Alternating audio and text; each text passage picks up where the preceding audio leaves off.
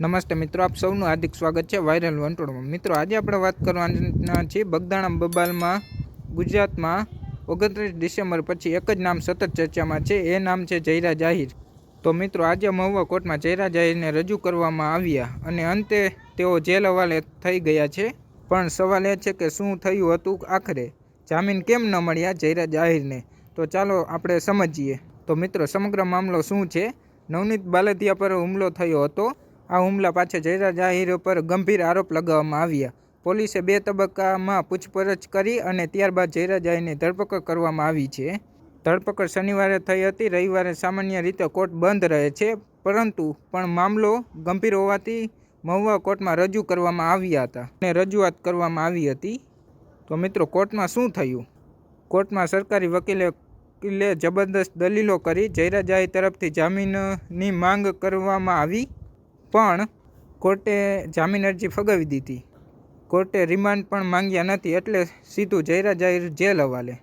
જામીન કેમ ન મળ્યા? મુખ્ય કારણ આ કેસમાં સૌથી ગંભીર કલમ લાગી છે।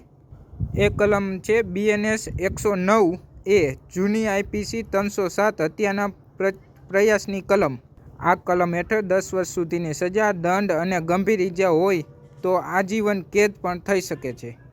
આ એક મોટું સૌથી કારણ છે જામીન મળવા ખૂબ મુશ્કેલ છે। અને મિત્રો, બીજી કઈ કલમ લાગી છે તેના વિશે વાત કરીએ તો BNS 117(2) ઇરાદાપૂર્વક ગંભીર ઈજા પહોંચાડવાનો ગુનો, BNS 118 ઈજા એક એવી વ્યક્તિ મૃત્યુ થવાની સંભાવના હોય 3 વર્ષ સુધીની સજા પ્લસ દંડ, BNS 190 ગેરકાયદેસર સભા સમૂહમાં થયેલા ગુનાની જવાબદારી બધા પર, BNS 191(2) સાદા રમખાણ 2 વર્ષ સુધીની સજા અથવા દંડ। તો મિત્રો, હવે આગળ શું? હવે સૌની નજર એ પર છે કે આગામી દિવસોમાં જામીન મળે છે કે નહીં, કેસમાં નવા ખુલાસા શું થાય છે। દરેક આવી નાની મોટી અપડેટ મેળવવા માટે વાયરલ વંટોળમાં જોડાયેલા રહો। મિત્રો, માહિતી સારી લાગી હોય ને વિડીયો ગમ્યો તો લાઇક કરો, શેર કરો અને આવા જ વિડીયો જોવા માટે અમારી યુટ્યુબ ચેનલ વાયરલ વંટોળને સબસ્ક્રાઈબ કરો।